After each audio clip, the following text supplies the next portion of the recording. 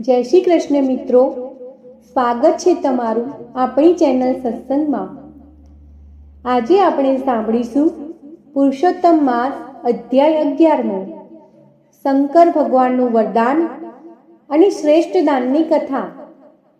એ પહેલા જો મિત્રો આ ચેનલમાં નવા હોય તો ચેનલને લાઈક, શેર અને સબસ્ક્રાઇબ જરૂર કરજો। ધન્યવાદ। અધ્યાય 11। સૂત પુરાણી બોલ્યા, હે મુનિ શ્રેષ્ઠો, ઋષિ કન્યા મેઘાવતીએ ભગવાન શંકરની ઉગ્ર તપસ્યા શરૂ કરી દીધી।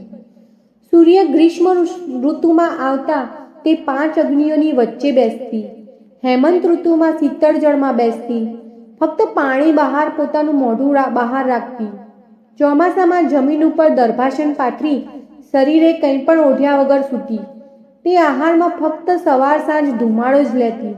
આ રીતે તેણે 9000 વર્ષ સુધી તપ કર્યું। આટલી ઉગ્ર તપસ્યાથી ભગવાન શંકર મેઘાવતી ઉપર પ્રસન્ન થયા। તેમણે પોતાનું સ્વરૂપ પ્રગટ કરી મેઘાવતીને દર્શન આપ્યા। મેઘાવતી તપને લીધે દુર્બળ થઈ ગઈ હતી, છતાં ભગવાન શંકરના દર્શન માત્રથી તે ઉત્સાહિત થઈ ગઈ। તેનું શરીર કૃશ થઈ ગયું હતું, છતાં તેમાં શક્તિનો સંચય થયો। તે ઊભી થઈ અને ભગવાન શંકરની પૂજા કરી અને વિનયપૂર્વક સ્તુતિ કરતા કહેવા લાગી, હે પાર્વતીપતિ, હે દીનાનાથ, હે ભોળાનાથ, હે શંભો, આપને નમસ્કાર હો। ચંદ્ર, સૂર્ય, અગ્નિ રૂપ ત્રિનેત્રવાળા, મુંડમાંડવાળા ને સર્પને ધારણ કરનારા ત્રિશૂળધારી હે પ્રભો, મારા તમને નમસ્કાર છે। સંસાર સાગરમાં ડૂબેલા માનવીઓ આપની શરણે આવે છે, તેમ હું પણ આપને શરણે આવી છું। બાણાસુરના સર્જક અને અલર્ક રાજાની મરેલ પત્નીને સજીવન કરનાર નાથ, આપના ગુણ ગાવા દુર્લભ છે। ભક્તોના શત્રુઓના સંહાર કરનાર, સંસારના આવાગમનનો નાશ કરનાર, જન્મ મરણને હરનારા એવા આપને વારંવાર નમસ્કાર કરું છું। ભગવાન શંકરે મેઘાવતીની સ્તુતિથી પ્રસન્ન થઈ કહ્યું, હે તપસ્વીની, તારી જે કાંઈ ઈચ્છા હોય તે દર્શાવ, હું તારા ઉપર પ્રસન્ન થયો છું। તું જે માંગે તે આપવા હું તૈયાર છું। ભગવાન શંકરનું આ વચન સાંભળી ઋષિ કન્યા બોલી, હે દીન દયાળુ, જો આપ મારા ઉપર પ્રસન્ન થયા હો તો મને પતિ આપો, પતિ આપો। હું પતિ માંગુ છું, માટે મને પતિ આપો, પતિ આપો, મારી બીજી કોઈ ઈચ્છા નથી। ભગવાન શંકર બોલ્યા, હે કન્યા, તે 5 વાર પતિની માંગણી કરી, તેથી હવે તને 5 પતિ થશે। તેઓ દાનવીર, શૂરવીર અને ધર્મવીર હશે। મેઘાવતી ભગવાન શંકરનું આ વિચિત્ર વરદાન સાંભળી સ્તબ્ધ બની ગઈ। તેને આ સાંભળી ઘણું દુઃખ થયું। તેણે કહ્યું, હે કૈલાસપતિ, મેં વરદાનમાં માંગ્યું શું અને આપે આપ્યું શું? એક પતિને 5 પત્ની હોય તેવું તો સાંભળ્યું છે, પણ એક સ્ત્રીને 5 પતિ હોય તેવું મેં ક્યાંય સાંભળ્યું નથી। હું આપને આવું વરદાન ન આપવા વિનંતી કરું છું। ભગવાન શંકરે કહ્યું, હે કન્યા, મારા વરદાનમાં ફરક નહીં પડે। આ જન્મમાં નહીં તો આવતા જન્મમાં 5 પતિ અવશ્ય થશે। તે મહામુનિ દુર્વાસાના આદેશનો અનાદર કર્યો અને પુરુષોત્તમ માસના વ્રતની અવગણના કરી, તેના ફળરૂપે આ બધું બનવા પામ્યું છે। હવેથી તું કોઈ પણ કાળે પુરુષોત્તમ માસનું તું અપમાન ન કરીશ। અમે દેવો પણ આ માસનું શ્રદ્ધાપૂર્વક વ્રત પૂજન કરીએ છીએ। આમ કહી ભગવાન શંકર અંતર્ધ્યાન થયા। શ્રી ભૃ નારદીય પુરાણના પુરુષોત્તમ મહાત્મ્યનો મેઘાવતીને શંકર ભગવાનના વરદાન નામનો 11મો અધ્યાય સંપૂર્ણ। હવે પુરુષોત્તમ માસની પાવન કથા સાંભળીએ। શ્રેષ્ઠ દાનની કથા। વિજયનગરના રાજા રૂપસેન ઘણા દયાળુ અને પ્રજાવત્સલ, તેમની રાણી તારામતી પણ માયાળુ અને વિવેકી હતી। લગ્ન થયાને ઘણો સમય વીતવા છતાં તેમને એક સંતાન પ્રાપ્ત થયું નહોતું। ઈશ્વર કૃપાએ પાછલી ઉંમરે રાણીનો ખોડો ભરાયો હતો।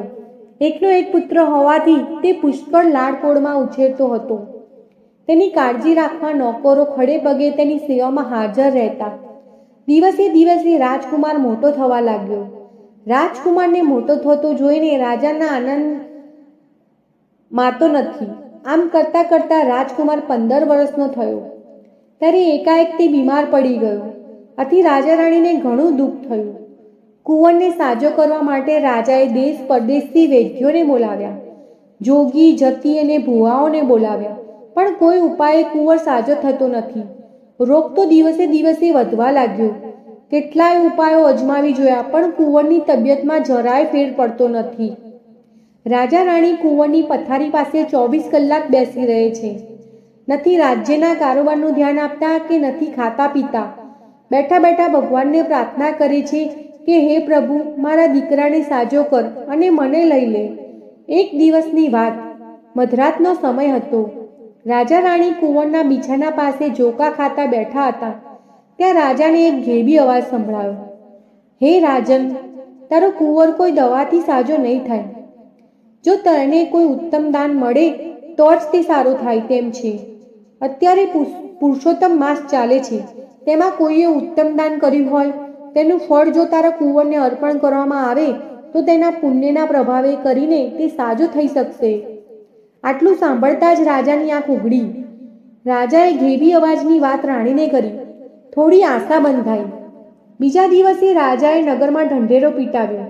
જે કોઈએ પુરુષોત્તમ માસમાં શ્રેષ્ઠ દાન કર્યું હોય તેનું ફળ જો કુંવરને અર્પણ કરવામાં આવે તો કુંવરનો રોગ મટે તેમ છે.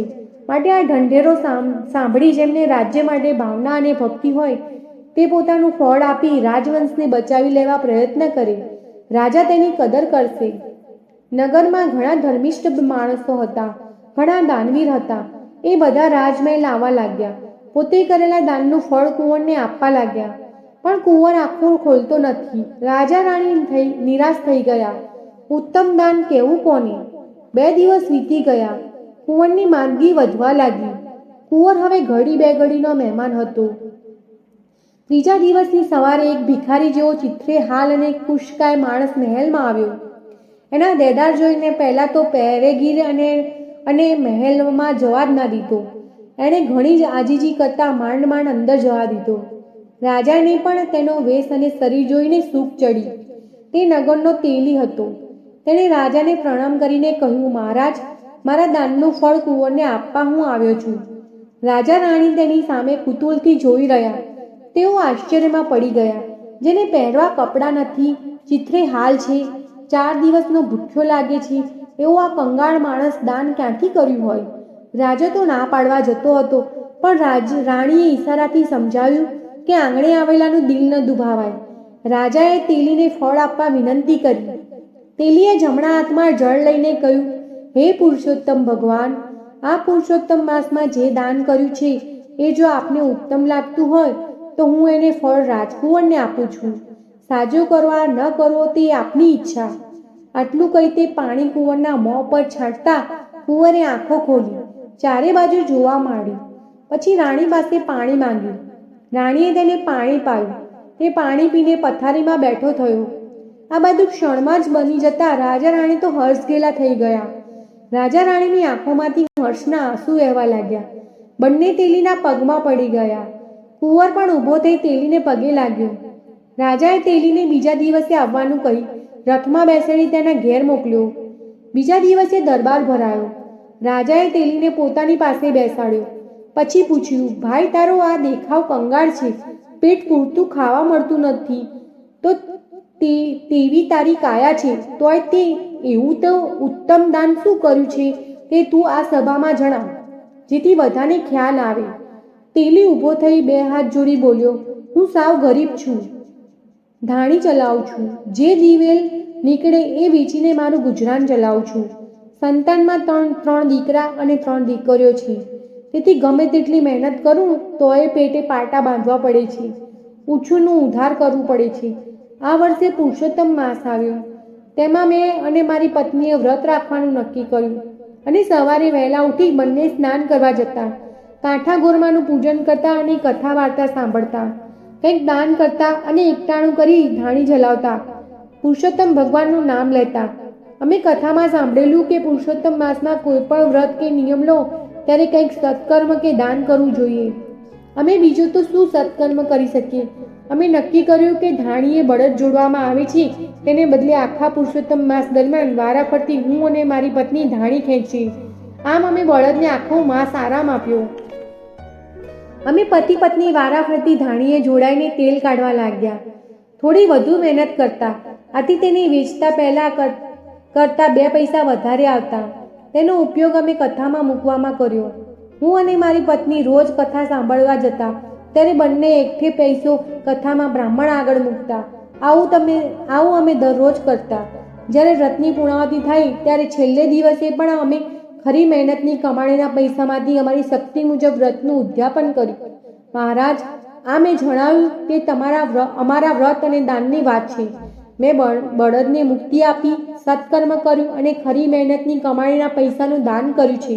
તે ઉત્તમ દાન છે કે કેમ તે તો પુરુષોત્તમ ભગવાન જાણે. તે મારાથી કેમ કહી શકાય? તેલની વાત પૂરી થતાં જ આકાશવાણી સંભળાઈ. તે જે દાન કર્યું છે તે જ શ્રેષ્ઠ દાન છે. આખો દરબાર ચકિત થઈ ગયો. બધા તેલીને પ્રણામ કરી વાહ વાહ બોલવા લાગ્યા. રાજાએ ઊભા થઈ 1000 સોના મોરવાળી થેલી તેના હાથમાં મૂકી, થોડા ઘરેણાં અને કિંમતી વસ્ત્રો ભેટ આપ્યા. બોલો પુરુષોત્તમ ભગવાન કી જય.